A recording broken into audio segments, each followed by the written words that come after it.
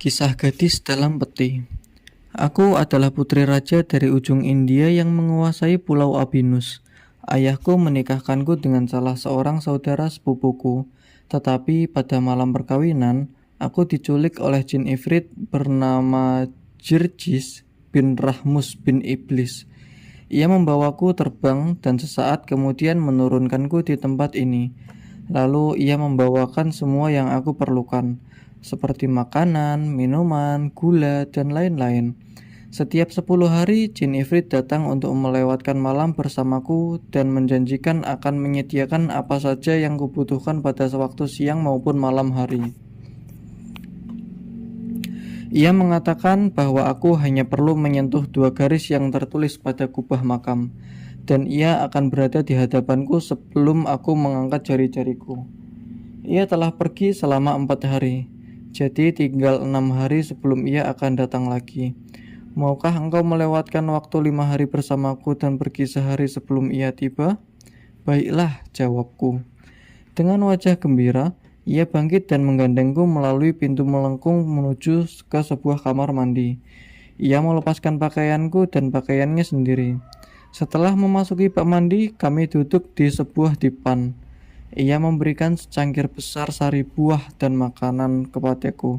Kemudian kami makan dan minum sambil berbincang-bincang. Berbaringlah dan beristirahatlah, sebab engkau terlihat sangat lelah, kata gadis itu. Aku berbaring dan tertidur, melupakan segala kesedihan di dunia. Ketika aku bangun, aku melihatnya sedang memijit kakiku. Aku bangkit duduk, berterima kasih padanya, karena merasa segar kembali. Kami pun melanjutkan perbincangan. Aku merasa sedih berada di bawah tanah. Sebelum engkau datang, selama 25 tahun, aku tidak mempunyai teman bicara. Segala puji bagi Allah yang telah mengutusmu kepadaku, ucap gadis itu. Cintaku kepadanya mulai menyihir seluruh jiwaku. Kesedihanku pun lenyap. Kami duduk dan minum sampai malam tiba. Bersamanya kulewatkan malam yang sangat indah dan belum pernah kualami seumur hidupku. Ketika kami bangun pagi harinya, aku bangun dengan gembira karena punya ide. Kekasihku yang jelita, aku hendak membawamu naik dan membebaskanmu dari penjara ini. Kuutarakan ideku itu. Wahai tuanku, tenangkanlah dirimu, katanya sambil tertawa. Sebab dari 10 hari, hanya 1 hari yang kusediakan untuk jin itu dan yang 9 harinya adalah untukmu. Karena minuman telah menguasaiku, aku jadi gusar. Saat ini juga aku ingin menendang kubah bertuliskan ukir itu agar jin ifrit datang sehingga aku bisa membunuhnya. Aku telah terbiasa membunuh puluhan jin ifrit, kataku dengan nada kesal. Gadis itu kemudian bersyair. Wahai kekasih yang gusar karena akan berpisah, tenangkan jiwamu, sebab kerinduan akan terpenuhi dengan segala cara. Wahai kekasih yang gusar karena akan berpisah, tenangkan jiwamu, sebab zaman telah mengajarkan kita untuk melakukan tipu daya. Wahai kekasih yang gusar karena akan berpisah, tenangkan jiwamu, sebab sahabat terbaik adalah perpisahan dengan dunia. Aku yang sudah terlanjur marah menendang kubah makam. Jin itu datang. Wahai tuanku, bangunlah dan selamatkan dirimu, seru gadis itu. Aku berlari menaiki tangga, tetapi dalam ketakutan yang mencekam, aku meninggalkan sandal dan kapakku. Aku belum mencapai puncak tangga ketika kulihat lantai istana hancur dan terbelah. Jin itu muncul. Bencana apa yang telah mendorongmu untuk menyusahkanku seperti ini? Tanya jin ifrit.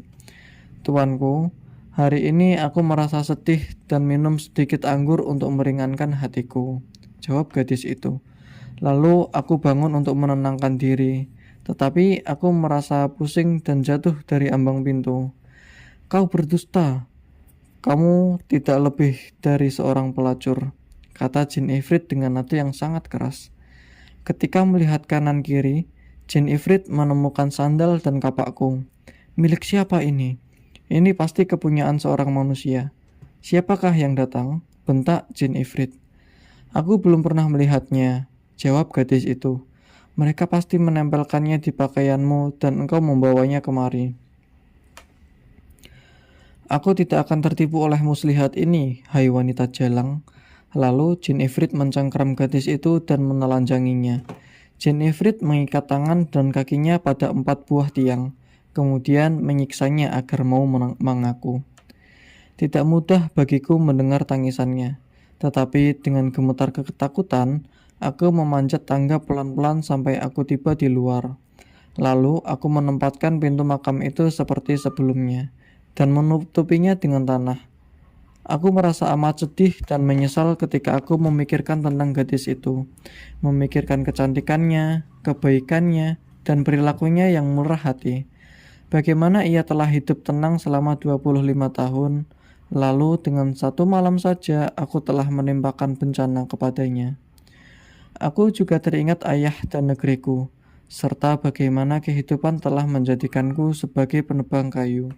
Kehidupan ini hanya sesaat saja, bersahabat denganku sebelum akhirnya menghukumku lagi dan lagi. Aku meratap sedih, menyalahkan diriku sendiri. Aku terus berjalan sampai aku tiba di rumah kawanku si penjahit yang kulihat sedang menantiku dengan sangat cemas. Ketika ia melihatku, wajahnya jadi ceria.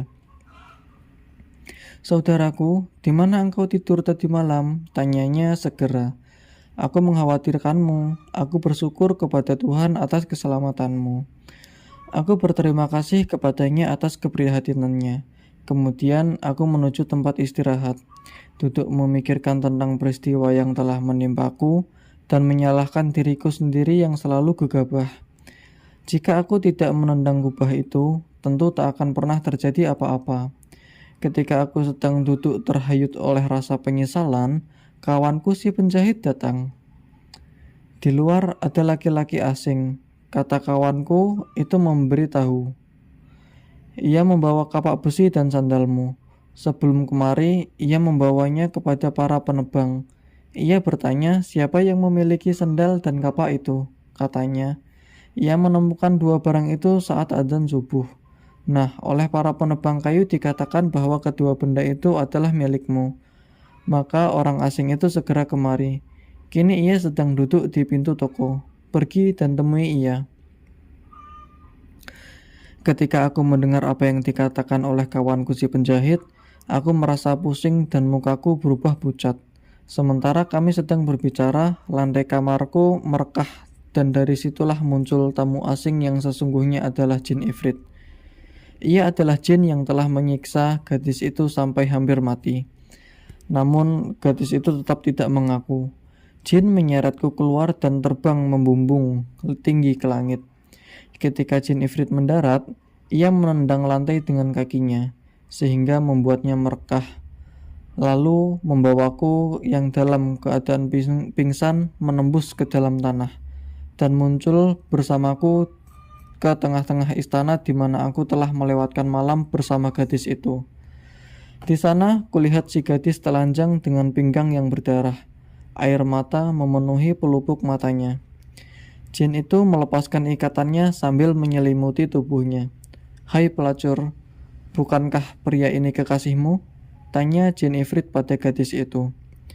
"Aku sama sekali tidak mengenal dan tidak pernah melihatnya hingga saat ini," jawab gadis itu berbohong sembari menatapku. "Wahai wanita laknat," jin ifrit makin geram. "Dengan semua siksaan ini, apakah engkau masih tidak mau mengaku?" "Aku tidak mengenal pria ini dan baru melihatnya saat ini," jawab gadis itu bersikukuh. "Baiklah, jika engkau tidak mengenalnya, ambillah pedang ini lalu penggallah kepalanya." Gadis itu mengambil pedang dan mendatangiku. Saat berdiri di hadapanku, aku memberi isyarat kepadanya dengan mataku. Ia mengerti dan balas mengedipkan mata. "Bukankah kau yang mengakibatkan semua ini menimpa kita?" kata gadis itu kepadaku. Aku memberi isyarat lagi kepadanya untuk memberitahukan bahwa inilah waktunya untuk memberi maaf. Gerakan mataku seakan bersyair. Isyarat mata menerjemahkan kehendak lidah yang keluh, agar sang kekasih mengetahui rahasia yang tersimpan dalam kalbu. Saat bertemu, berurai air mata. Isyarat mata ini menyatakan hasrat yang bergolak di dada. Isyarat mata ini menyatakan kalam yang indah. Agar sang kekasih memahami dan pasrah. Semoga kedua bola mata ini menjadi penentu terkabulnya hasrat dan harapan kalbu. Ketika gadis itu memahami isyarat mataku, ia segera melemparkan pandangannya dan melangkah mundur. Jin Ifrit menoleh kepadaku. "Hai manusia, apakah kau tidak mengenal wanita ini?" tanya Jin Ifrit. "Aku bahkan belum pernah melihatnya hingga saat ini," jawabku. "Kalau begitu, ambillah pedang ini dan penggalah kepalanya. Dengan begitu, aku akan percaya bahwa engkau tidak mengenalnya dan akan membebaskanmu." Aku akan melakukannya. Aku ambil pedang itu dan melompat ke arahnya. Gadis itu mengedipkan mata kepadaku yang mengandung arti, "Bagus, beginilah caramu membalasku." Aku memahami air mukanya dan berjanji dengan mataku, "Aku akan menyerahkan nyawaku untukmu." Aku melemparkan pedang itu lalu melangkah mundur. Wahai Jin Ifrit, jika seorang wanita sedang kebingungan, kehilangan akal, tidak sanggup berkata-kata, dan menolak untuk memenggal kepala seorang pria yang tidak dikenalnya, maka bagaimana mungkin seorang pria yang waras seperti aku ini bersedia memenggal kepala seorang wanita yang tidak kukenal? Aku tidak akan mampu melakukannya, sekalipun aku harus mati untuk itu, ucapku. Rupanya kalian berdua berkomplot untuk melawanku. Tetapi aku akan menunjukkan padamu akibat dari perbuatan kalian yang tidak senonoh, balas Jin Ifrit. Jin itu mengambil pedang dan menyerang si gadis, memisahkan lengan dari bahunya, dan melemparkannya ke udara.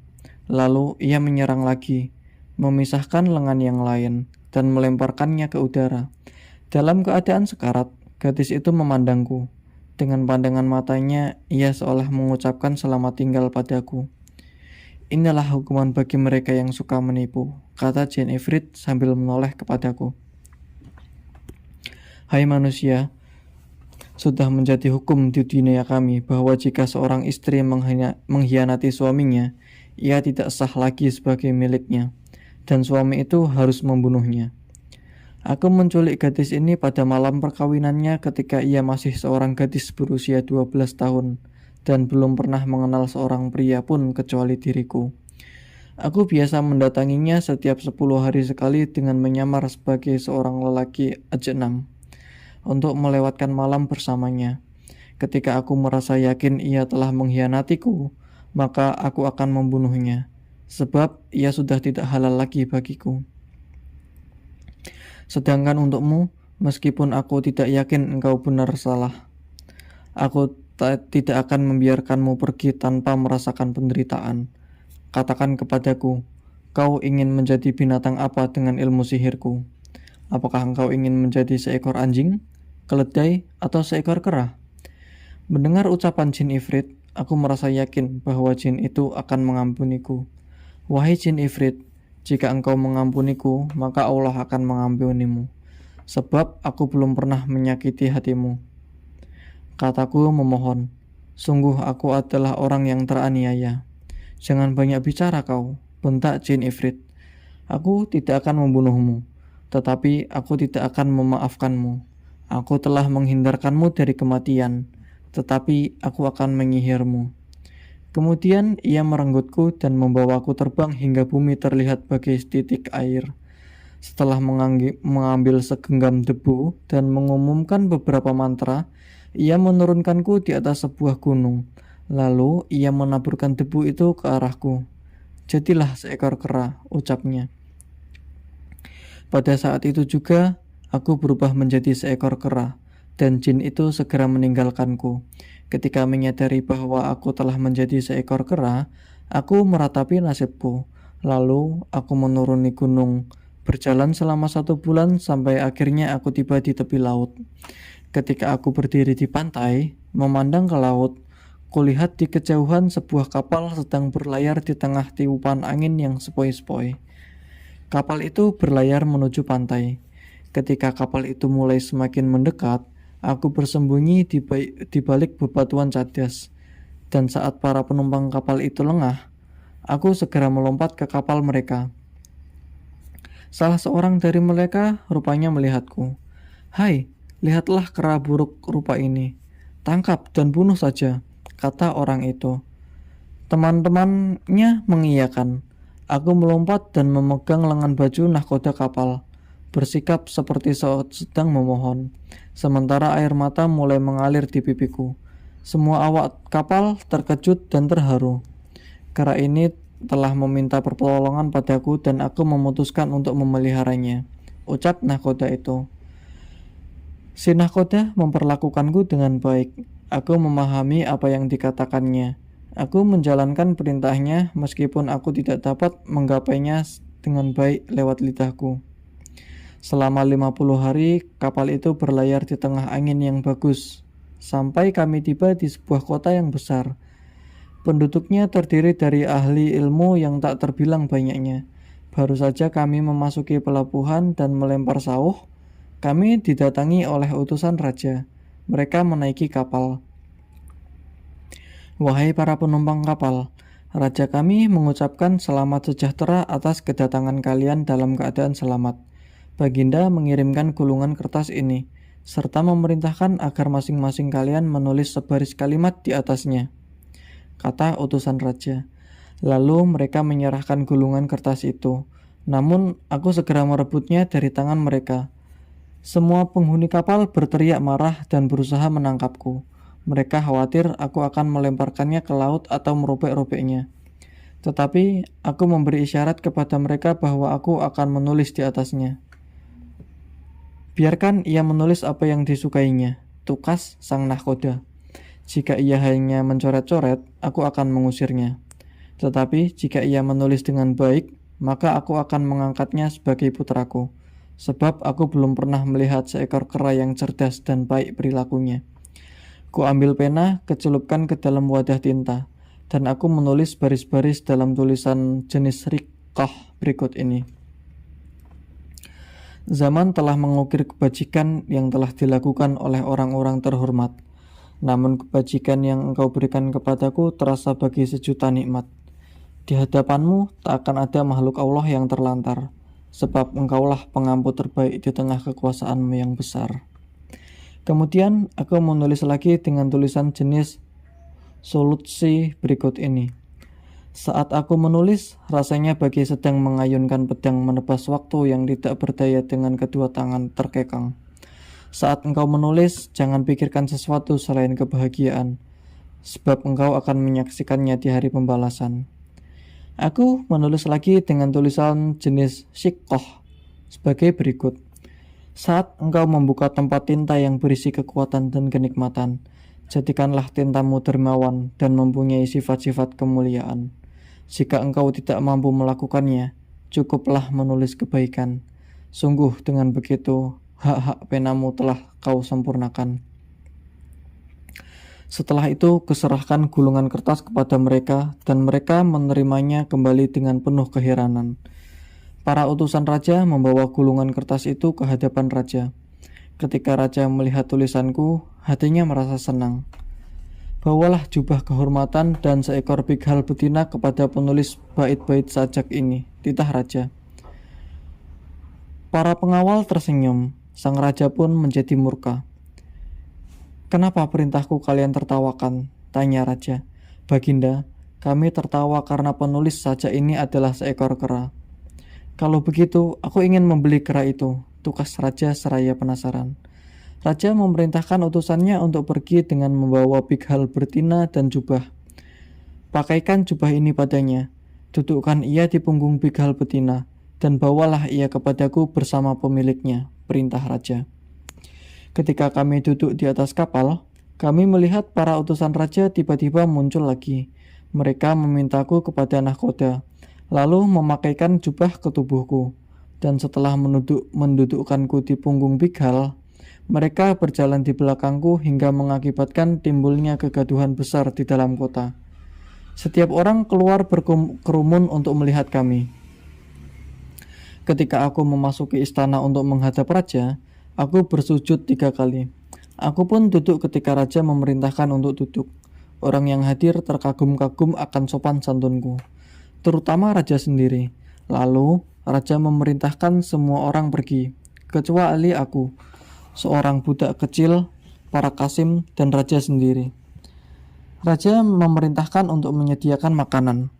Sesaat kemudian terhidang berbagai makanan yang sangat lezat. Raja mengisyaratkan kepadaku untuk makan bersamanya. Aku bangkit dan mencium tanah di hadapannya 7 kali. Setelah makan, aku mencuci tangan lalu kembali duduk bersila. Ku ambil pena dan wadah tinta, serta sebuah papan untuk menulis bait-bait berikut ini. Aku menikmati daging domba dan berharap kesembuhan dari penyakitku. Dan aku memeras manisan untuk sesuatu yang menjadi puncak harapku. Wahai, betapa panjang derita ini bagai untaian mutiara di kalung itu. Wahai, kapankah aku bisa mencampur roti dengan minyak dan madu? Kemudian aku bangkit dan duduk jauh dari pandangan raja yang segera membaca sajak gubahanku dan merenunginya. Apakah mungkin kefasihan ini dimiliki oleh seekor kera?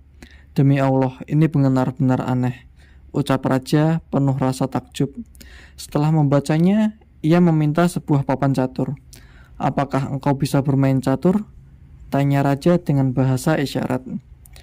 Aku mengangguk dan segera maju ke arah papan catur, menyusun bidak catur dan bermain catur dengan sang raja.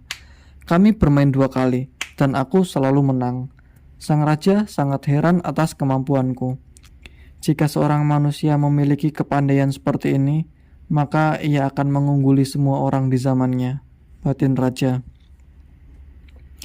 Jemputlah tuan putrimu, titah raja pada seorang kasim.